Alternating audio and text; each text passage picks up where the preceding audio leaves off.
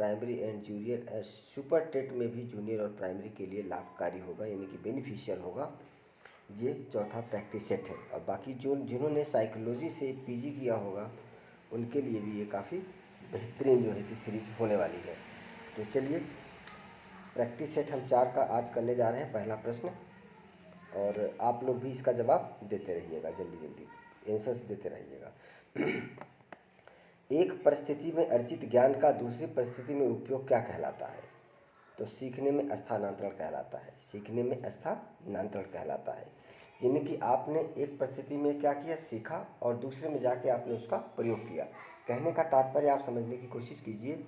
आपने बचपन में पढ़ाई करी, आज आप सभी लोगों ने बीएड करके आज आप लोग पढ़ रहे हैं। आने वाले 1 से 2 वर्ष में जब आप शिक्षक बन जाएंगे तो जिस तरीके से आपने पढ़ाई करी थी उसी तरीके से जाके आप बच्चों को पढ़ाएंगे, यानी कि आपने सीखने के बाद अब उनको पढ़ाने का कार्य कर रहे हैं। तो उसी को कहते हैं कि एक परिस्थिति से अर्जित ज्ञान का दूसरे परिस्थिति में उपयोग कहलाता है।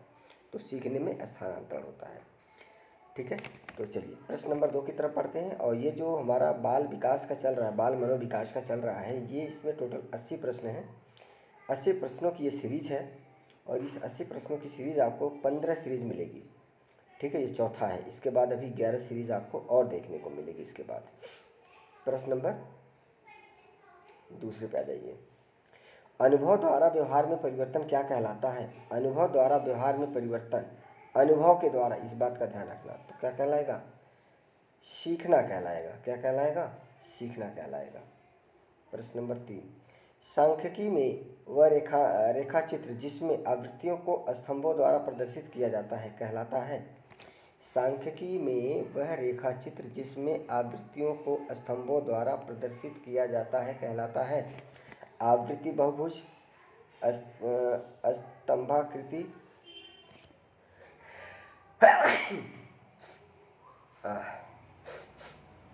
जुकाम की वजह से थोड़ा सा दिक्कत है, खैर कोई नहीं।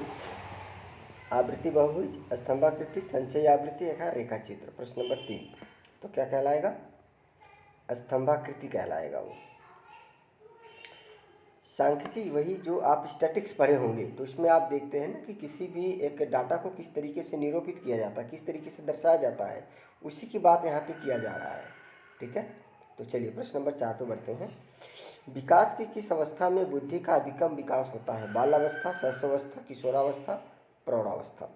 प्रश्न नंबर 4, तो सबसे ज़्यादा कहाँ होता है विकास? किशोरावस्था में जब बच्चे आ जाते हैं तब बहुत तेज़ी से उनके शारीरिक बदलाव होते हैं। ठीक है, उनकी हाइट बढ़ती है और बुद्धि का भी इनका विकास होता है। मतलब आप कह सकते हैं एक तरीके से संपूर्ण विकास होता है। शिशु का अधिकांश व्यवहार आधारित होता है नैतिकता पर, वास्तविकता पर, ध्यान पर, मूल प्रवृत्ति पर। किस पर होगा? मूल प्रवृत्ति पर होगा। मूल प्रवृत्ति पर होगा। प्रश्न नंबर 6, अंतर्दृष्टि। अंतर्दृष्टि का मतलब कि सूझ द्वारा सीखने के सिद्धांत को कोलवर ने प्रयोग किया था। कुत्ते पर, बिल्ली पर, वनमानुषों पर, चूहों पर। तो किस पे किया था? जल्दी से जवाब दीजिए आप लोग। वनमानुषों पर किया था। यह आवश्यक नहीं है कि उच्च बुद्धि लब्धि वाले बच्चे में भी उच्च अध्ययन, सृजनशीलता, विश्लेषण करने, अंक अच्छे प्राप्त करने, इनमें से कौन सा गुण जरूरी है कि होगा? ठीक है, प्रश्न नंबर 7, सृजनशीलता। यह आवश्यक नहीं है कि उच्च बुद्धि वाला अगर बच्चा है तो जरूरी नहीं कि उसके अंदर उच्च सृजनशीलता भी पाई जाएगी। ध्यान केंद्रित करने की आंतरिक दशा क्या है? ध्यान केंद्रित करने की आंतरिक दशा क्या है? जल्दी से बताएं आप लोग। रुचि, अवधि, नवीनता, आकार। तो क्या है? रुचि है। आप अकेले घर में बैठे हैं, आपका जिसमें इंटरेस्ट होगा आप उसको करेंगे, उस कार्य को करेंगे, लेकिन थोड़ी सी ज़बरदस्ती करेंगे, अंदर से, अंतर आत्मा से सोचेंगे कि हाँ पढ़ाई कर लो ताकि नौकरी लग जाए, तो बिल्कुल आपका ध्यान केंद्रित होगा पढ़ाई लिखाई में। निम्न में से किस विधि का उपयोग स्मृति के मापन के लिए नहीं किया जाता है? निम्न में से किस विधि का उपयोग स्मृति के मापन के लिए नहीं किया जाता है? प्रत्याहान विधि, तार्किक विधि, पहचान विधि, पुनः सीखना विधि। प्रश्न नंबर 9, तो कौन सा हो जाएगा? तार्किक विधि।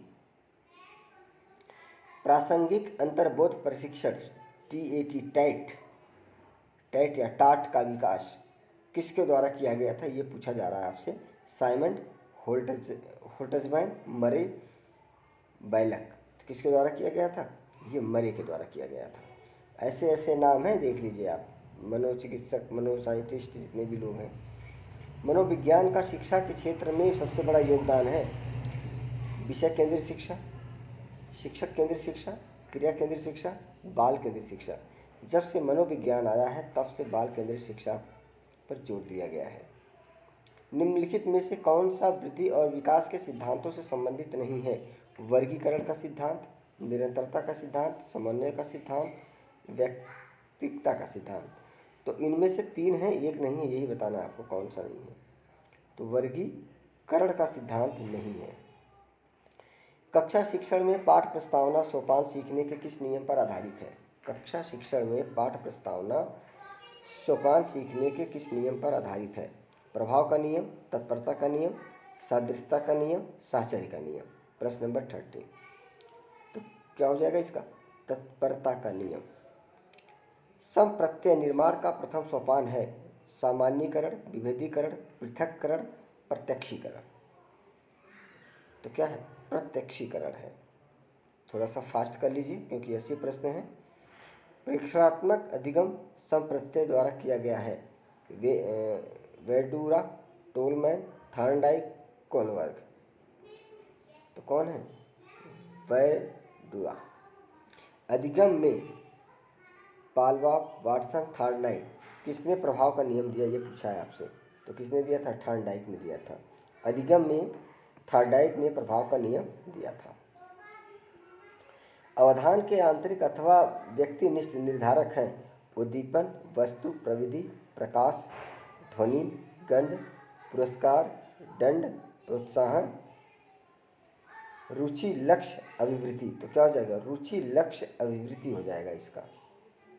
वह अवस्था जो कि माता के 21वें गुणसूत्र जोड़े के अलग न हो पाने के कारण कहलाती है Klinefelter syndrome, Down syndrome, Turner syndrome, Wilson syndrome.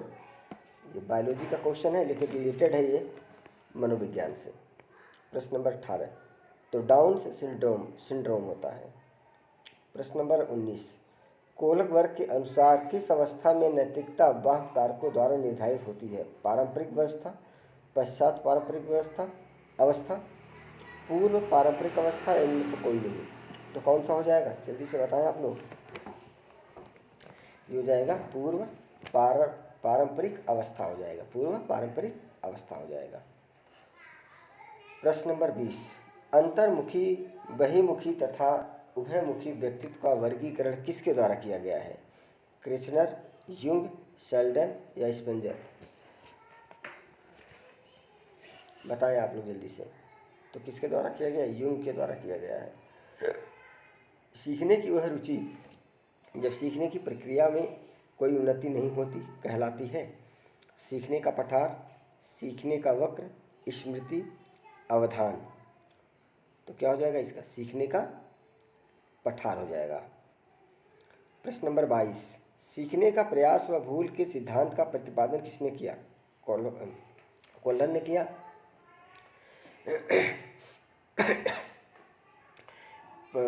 Pavlov ने किया, थॉर्नडाइक ने या गेस्टाल्ट ने? तो आप जल्दी से बताएं किसने किया था। तो किसने किया था? थॉर्नडाइक ने किया था। सामान्य संयुक्त कोशिका में गुणसूत्रों के जोड़े होते हैं 22, 23, 24, इनमें से कोई नहीं। सामान्य संयुक्त कोशिका की बात कर रहा है यहाँ पे, ध्यान रखना।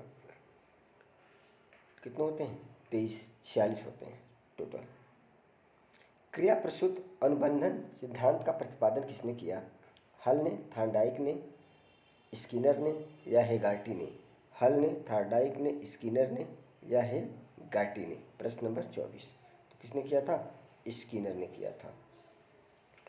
कोल्हर ने निम्न में से किससे संबंधित हैं? अभिप्रेरणा का सिद्धांत, विकास का सिद्धांत, व्यक्तित्व का सिद्धांत, अधिगम का सिद्धांत? तो बताएं आप लोग जल्दी से किससे संबंधित है ये? अधिगम का सिद्धांत से संबंधित है। बुद्धि का तरल क्रिस्टलीय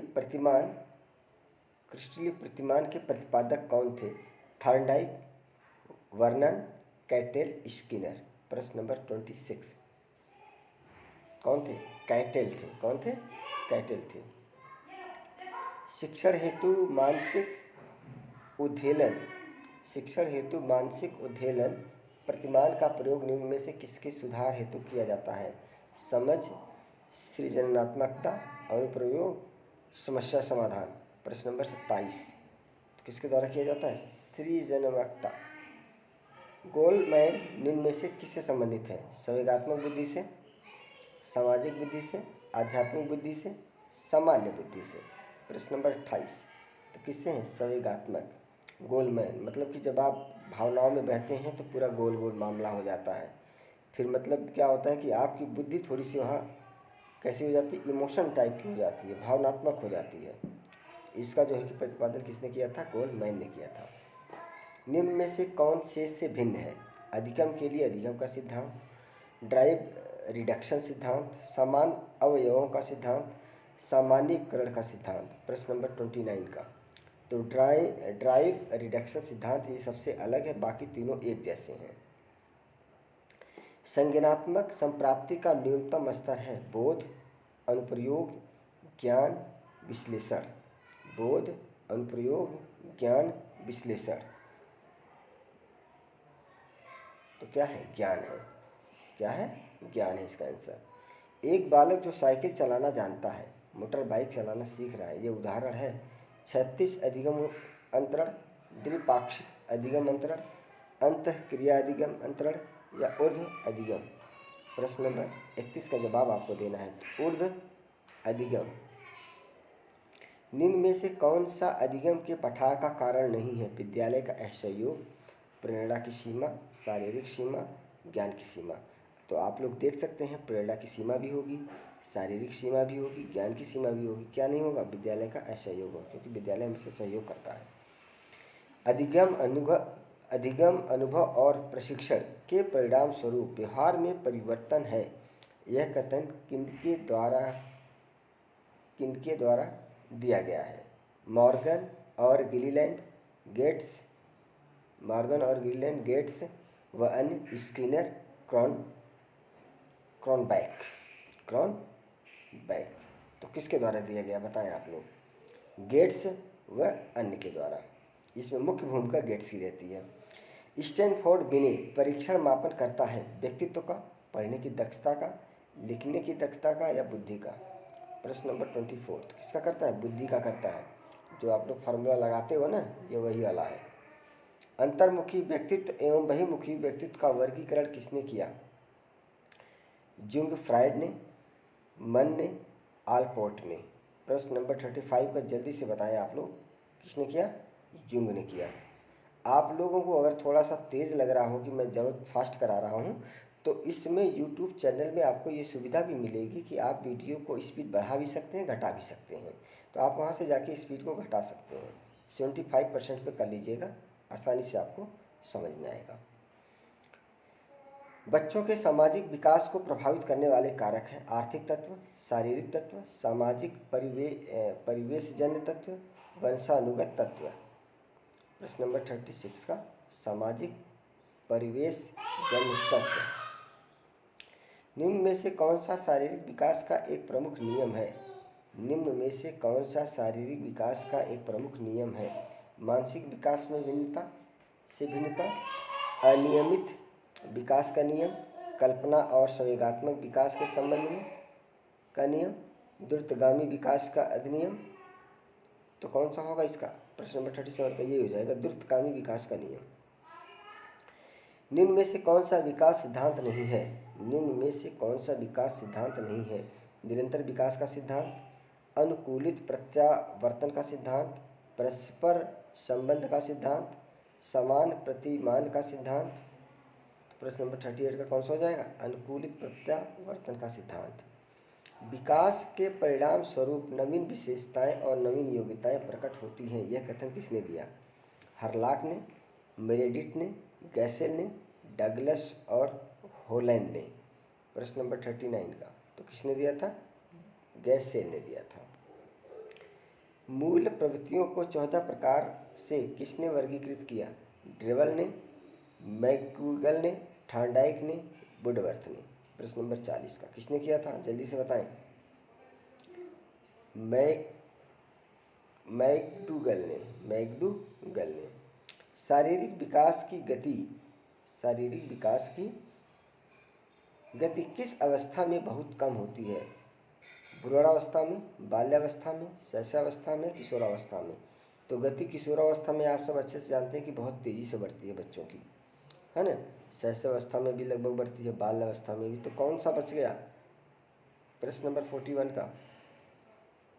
तो कौन होगा? बाल्यावस्था में थोड़ी सी कम होती है, भ्रूणावस्था में तो बहुत तेज़ी से होती है, इसीलिए तो बच्चे 9 महीने में पैदा हो जाते हैं। किशोरावस्था की अवधि होती है 11 से 12 वर्ष, 12 से 14 से 20 वर्ष, 12 से 18 वर्ष और 20 से 24 वर्ष। कितनी होती है? 12 से 18 वर्ष। जिस भी माता पिता ने अपने बच्चों को 12 से 18 वर्ष तक अपने कंट्रोल में रखा, उनके बच्चे जीवन में तरक्की कर गए। चलिए, 13 वर्ष की अवस्था तक पहुँचते पहुँचते बालक का कौन सा विकास लगभग पूरा हो जाता है? शारीरिक विकास, बौद्धिक विकास, संवेगात्मक विकास। प्रश्न नंबर 43 का तो कौन सा? बौद्धिक विकास लगभग पूरा हो जाता है। बाद में तो अनुभव से सीखते हैं, इस बात का ध्यान रखना आप लोग। कहीं आप लोग बोले कि कैसे हो सकता है, तो मैं आपको बता दूं 13-14 साल तक बच्चे लगभग उनकी ज्ञान की कम्प्लीटली, मतलब कह सकते हैं कि बुद्धि का संपूर्ण ज्ञान हो जाता है एक तरीके से। उसके बाद जो वो सीखते हैं अपने अनुभव के द्वारा सीखते हैं।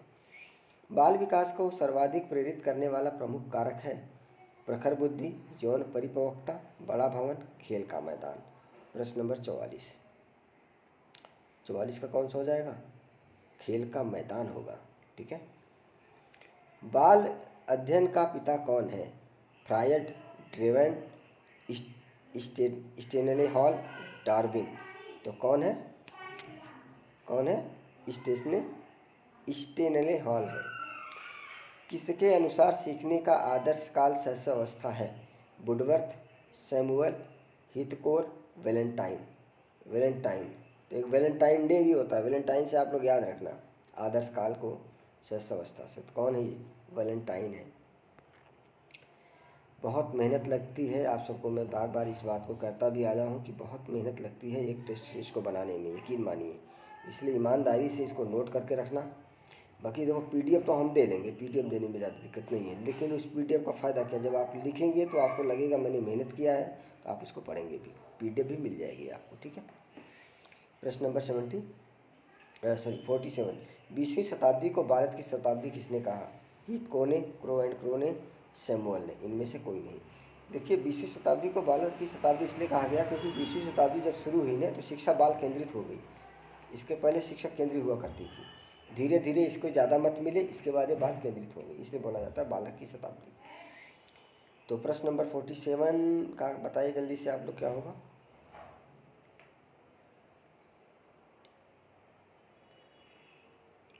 किसने कहा था? क्रो ने कहा था। उसके बाद आपका है बाल विकास को कितने भागों में बांटा गया है? 4, 2, 5, 3। तो बताइए। पहला ऑप्शन 4 है, दूसरा 2 है, तीसरा 5 है, चौथा 4 है। 48 का तो 4 भागों में बांटा गया है। बाल अवस्था में व्यक्तित्व होता है उदयमुखी, अंतर्मुखी, बाह्यमुखी या उपरोक्त सभी। तो कैसा होता है? बाहरी मुखी होता है। बाहर से जो बच्चे सीखते हैं ना उसको अपनाते हैं जल्दी जल्दी से। अंतर्मुखी कहाँ से होंगे वो?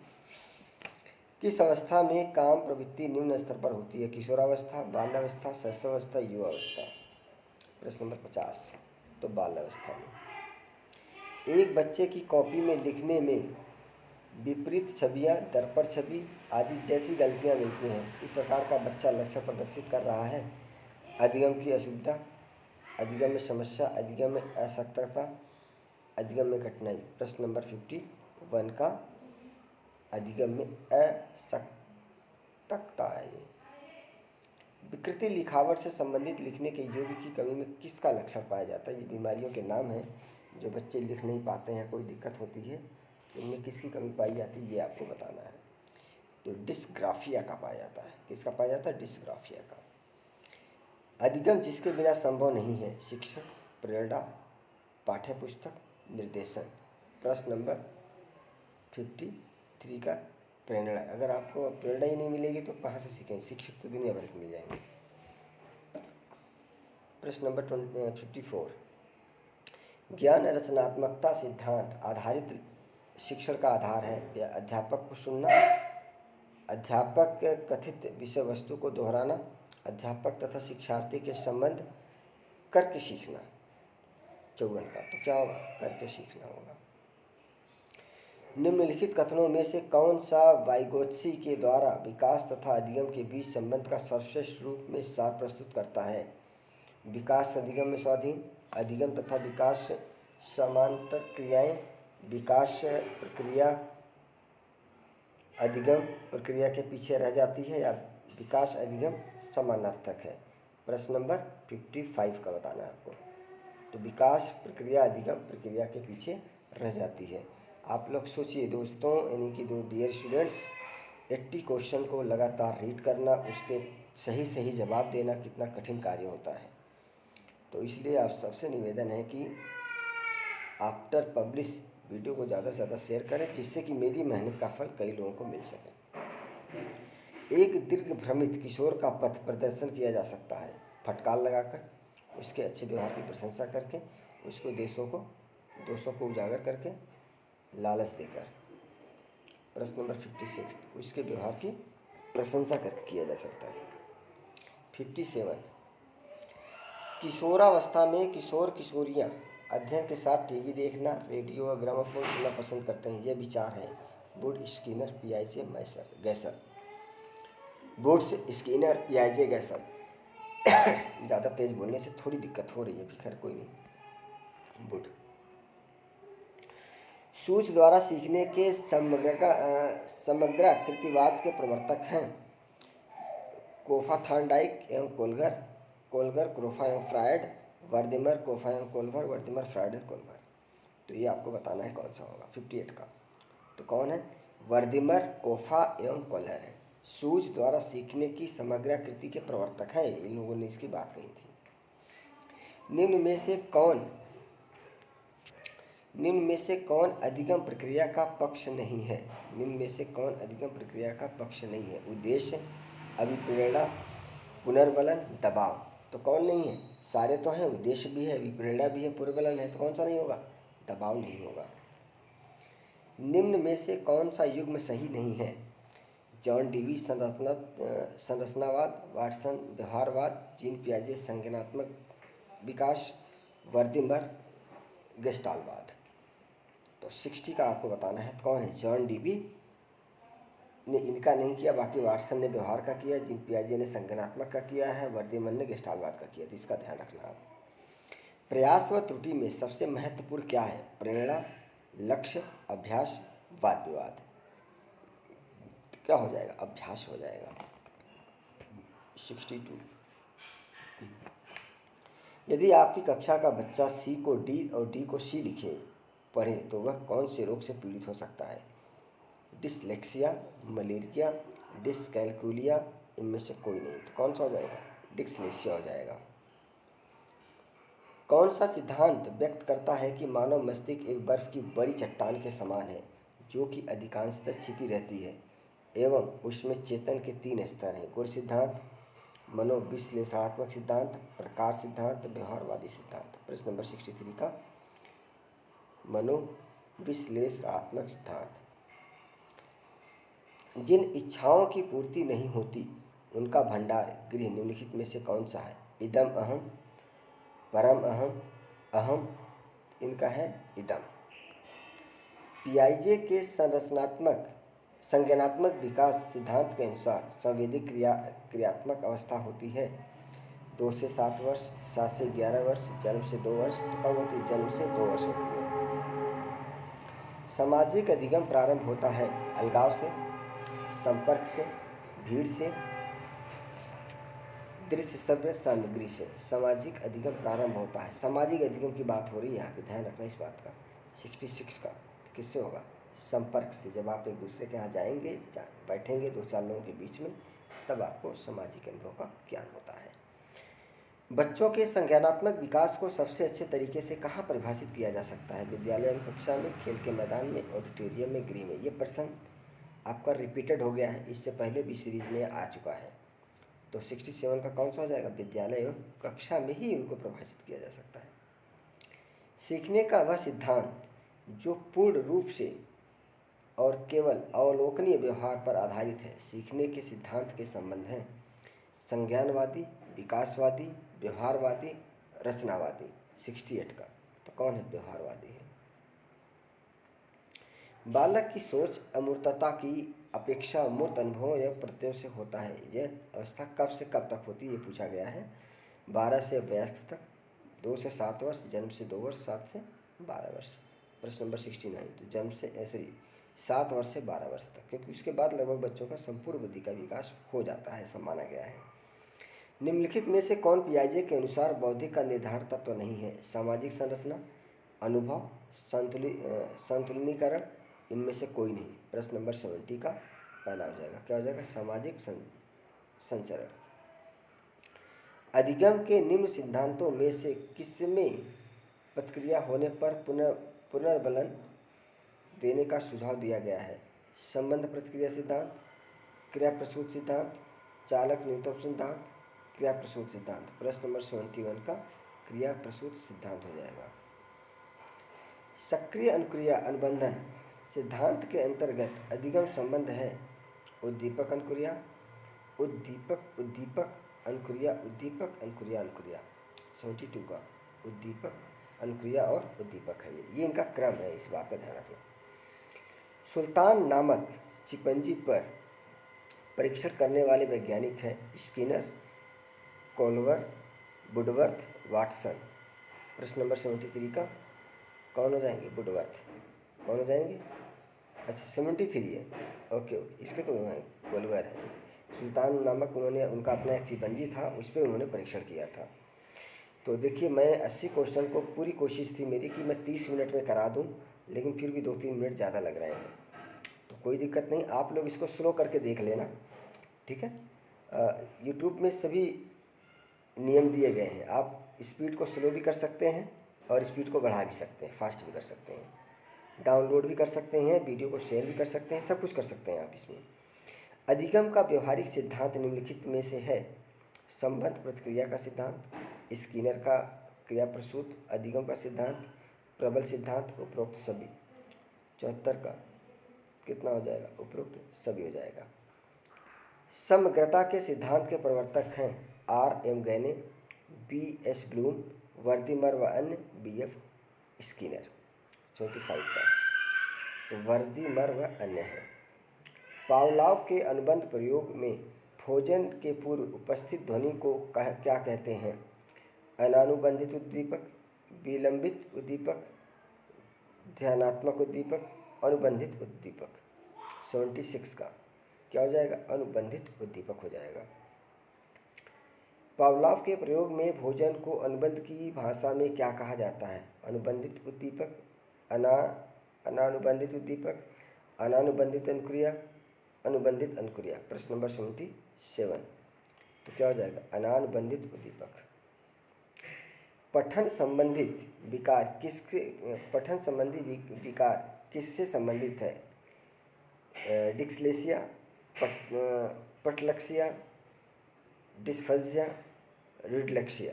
78 का तो किससे है?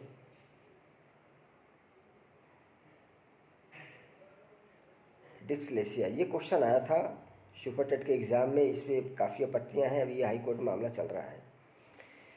सकारात्मक दंड का निम्नलिखित में से कौन सा उदाहरण है? मित्रों के साथ समय बर्बाद करना, मीन मेख निकालना बंद करना, मित्रों के द्वारा उपहास, उपरोक्त सभी। तो मित्रों के द्वारा उपहास, जो मित्रों का क्या करते हैं, वो मजाक बनाते हैं एक तरीके से, वो बहुत गलत बात है। पियाजे के अनुसार विकास की पहली अवस्था जन्म से 2 वर्ष की आयु के दौरान बच्चा सबसे बेहतर सीखता है निष्क्रिय शब्दों को समझने द्वारा, इंद्रियों द्वारा और अमूर्त तरीके से चिंतन, भाषा के नए अर्जित ज्ञान के अनुप्रयोग से। तो इंद्रियों के द्वारा वो सीखता है।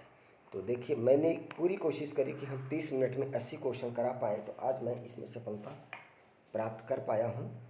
और इसको आप स्लो करके देख सकते हैं, मैंने काफ़ी तेज़ी से कराया, क्योंकि 80 प्रश्न कम नहीं होते हैं। अगर आप 80 प्रश्न का ऑफलाइन बैठ जाओगे ना प्रैक्टिस सेट करने, तो आपकी कमर दर्द कर जाएगी, सर दर्द कर जाएगा। ठीक है, इससे पहले मैंने 60 प्रश्न हिंदी के कराए हैं, 60 प्रश्न हिंदी के प्लस 80 140 प्रश्न मैंने आपको कराए हैं कंटिन्यू बैठ के। बीच में हमने करीब आधे घंटे का ब्रेक लिया था। ठीक है, क्योंकि वहाँ पर मुझे लंच करना था। ठीक है, तो इसको आप ले